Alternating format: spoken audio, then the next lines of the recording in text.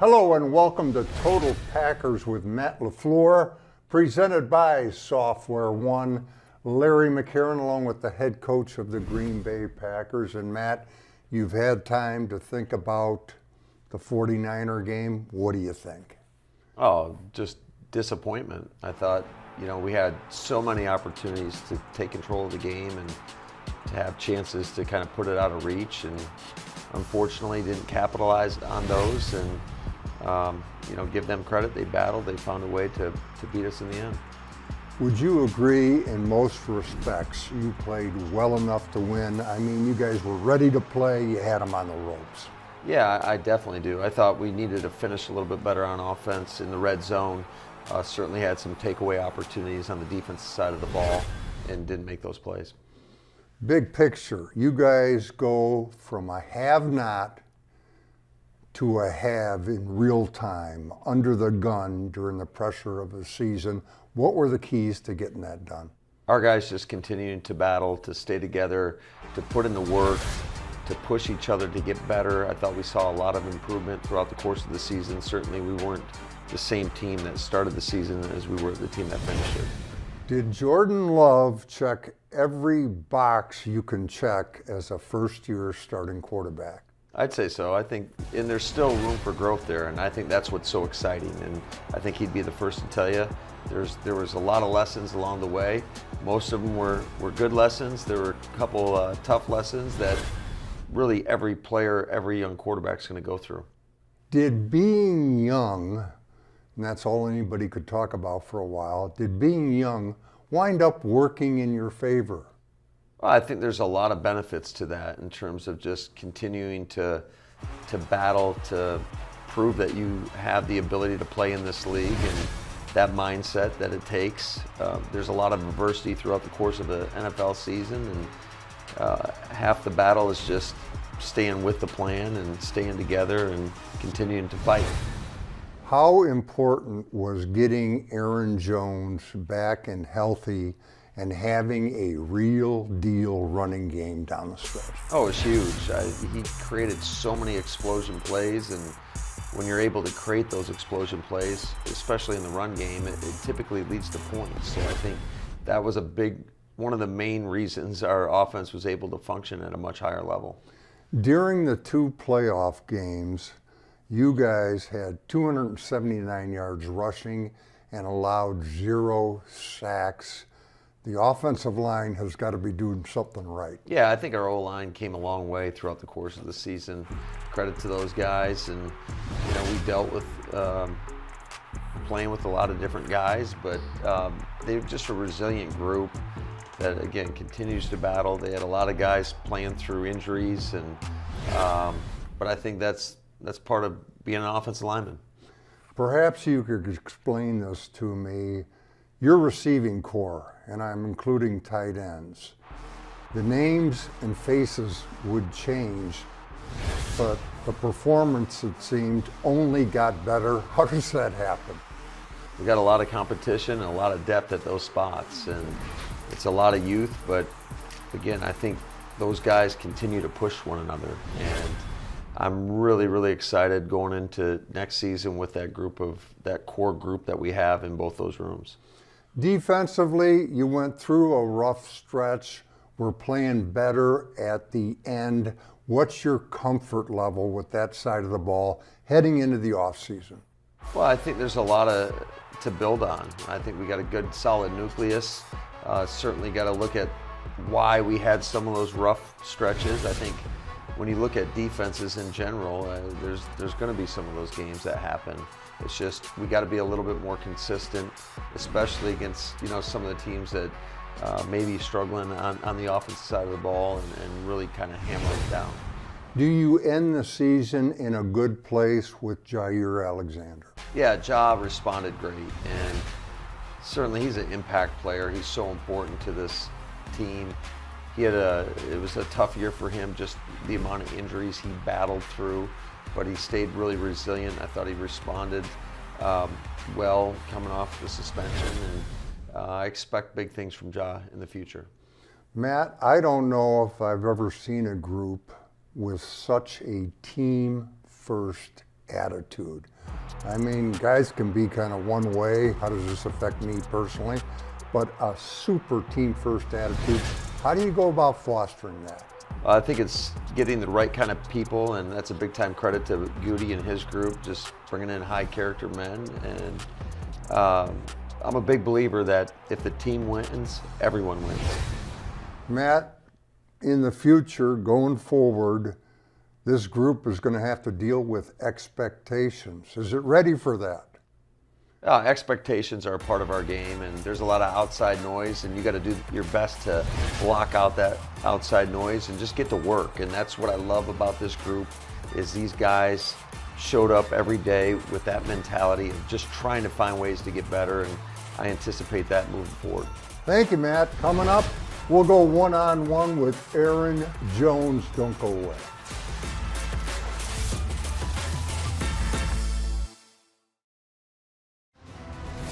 Total Packers with Matt LaFleur is brought to you by your local Chevy dealers, by Bellin Health, and by Johnsonville.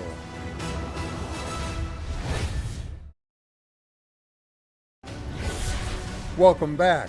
This one-on-one is brought to you by Brew Pub, lots of matzo pizza. So, you know, as an underdog, you're always doubted. They're always picking somebody over you. But once you cut on the film and you play against me, it tells you everything you need to know. Here is Aaron Jones, picks his way up the middle, crossing, end zone, touchdown! Aaron Jones! You finished the season in the playoffs with 100 yards rushing and 3 touchdowns against Dallas. And you follow that up with another 100-yard rushing game, and included in that is your longest run of the season. What does that say to the folks who say you're getting old as a running back? Guess I'm aging like wine. You know, only getting better with time. I feel like I'm just stepping into my prime. Showtime! 53 yards downfield. My goodness! Aaron, you end the season with your 5th straight 100-yard rushing game. Might you have been playing the best football of your career? You know, I didn't maybe not have had the touchdowns that I've had in the past, but yardage-wise, yards per carry, touches, efficiency, I feel like that was the best ball that I've played, and that was the ball that I expected to be playing all year long. And at this point, I expected to be even better than I was now, just with, you know, all those banked reps. But I ended on a high note the right way, and I'm going to open up that way next year as well. Goes to Aaron Jones, spinning his way to the end zone. He's in for the touchdown! Tell us about your individual journey this season. You start with a bang, then there's injury issues, then you end with a bang. How was that individual journey? Roller coaster, 100% a roller coaster. It was tough for me because I wasn't able to be out there with the guys. We were going through that little stretch where we were losing games, and I feel like I became a better vocal leader, but I'm still a lead by example guy, and I couldn't be out there with them. When I was able to come back, got healthy, and I feel like the team had gotten better, and we just hit the ground running once I came back. Back on 3, 1, 2, 3. Aaron, you come away from the 49er game thinking what? This is a special team, a special group of guys that I've been around, and we're building something special here. You know, we defied expectations. Nobody thought we'd even be in the playoffs, or let alone in the second round of the playoffs. So I feel like it was a great building block for us. We felt like we could have won that game, and we came out and shown, hey, we could play with the best teams in the league, from Detroit to San Fran and Kansas City. You know, those are some of the top teams in the league. We went out there and we had a good days against them. Just came up a little short against San Fran though. What do you see moving forward? The core group, yourself, what does the future hold? I feel like what we're building here is special. you could feel it, you could see it, the chemistry, the bond, the standard that we've set. And I feel like with the standard we set, we know what our expectations are when we come back next year. Our standard is high. We have no reason not to reach that standard every day because we've shown that we can do it this year, and we've shown we can do it game after game after game. We can put it together. I feel like we're going to be dangerous. We're going to be special. 1, 2, 3,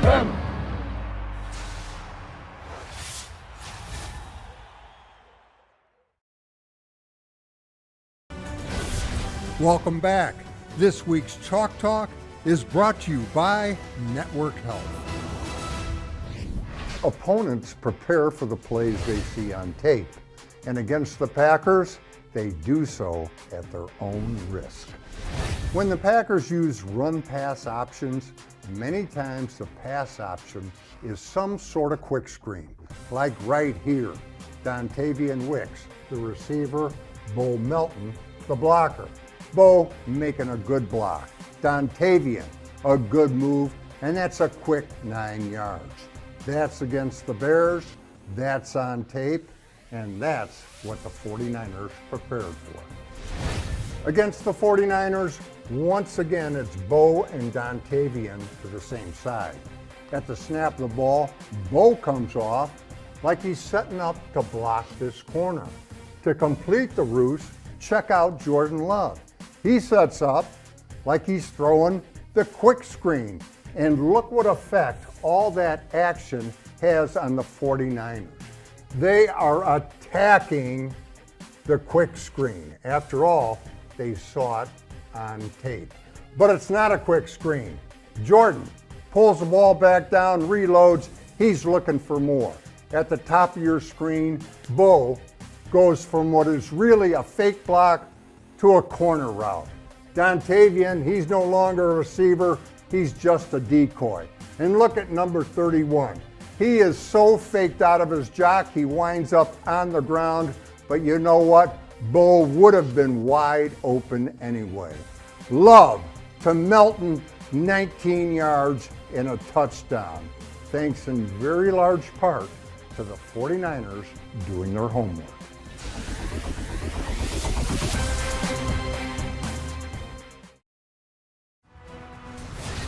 Total Packers with Matt LaFleur is brought to you by Network Health, by your Wisconsin Toyota dealers, and by Software One, redefining how companies build, buy, and manage everything in the cloud.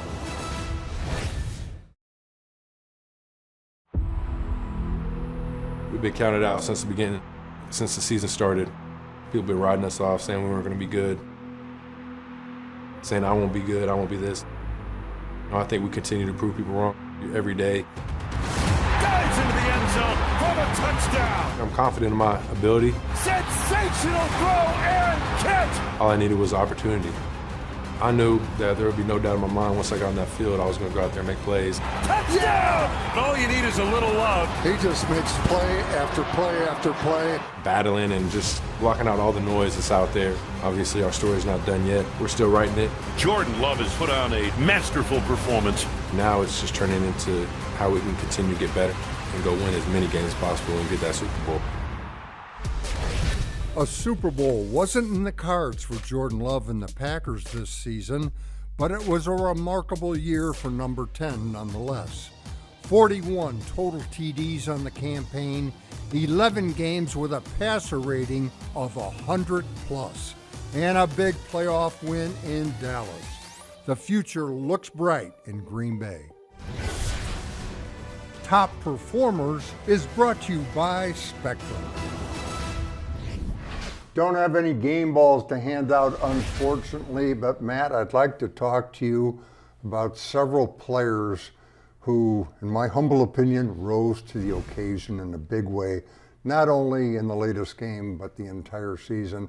And one of them on offense is Zach Tom. You go into training camp looking for a right tackle, and Zach Tom arguably was your best offensive lineman. Well, you never rise to the occasion. You sink to the level of your preparation, Larry. But Zach Tom, what a fantastic season for him. He's been so consistent. He's been able to play a lot of different positions over the course of 2 seasons, and I think he's got a bright, bright future. On defense, I can't help but think about Carrington Valentine. He comes in as a 7th-round draft choice, probably hoping to make the team, and he starts 14 games from you, playoffs included. Yeah, I think he's a guy that every time he went out on the field, he got better and better and better, played with more confidence, more physicality, and we're really excited about his future as well. Not that this guy on special teams hasn't risen to the occasion in the past, but another case of it this year. Eric Wilson, he leads you in special teams tackles, and that fumble recovery against the 49ers, most guys, that ball's going to go spilling all over the place and you don't know. He made a secure recovery, led to a touchdown.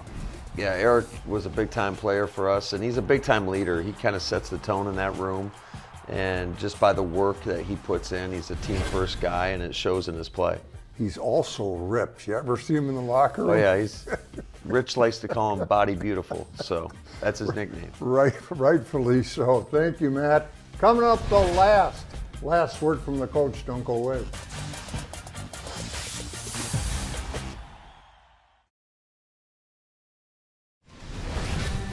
A second-place finish in the division has finalized the Packers' opponents for 2024.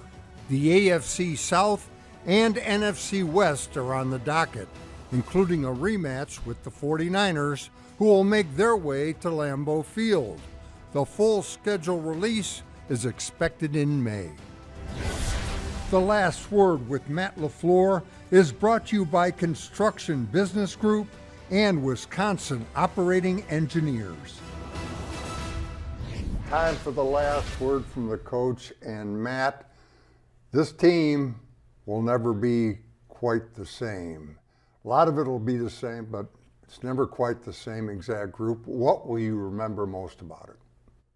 Just our ability to persevere, be resilient, to continue to fight, to play for one another, to overcome the adversity of what happens every season. And there were a lot of tough moments, but there were a lot of rewarding moments. Most notably, I'll never forget going to Dallas, winning that game, and just the joy in the locker room. Those are always so much fun, obviously, and certainly a disappointing end, especially when we felt like we played well enough to win.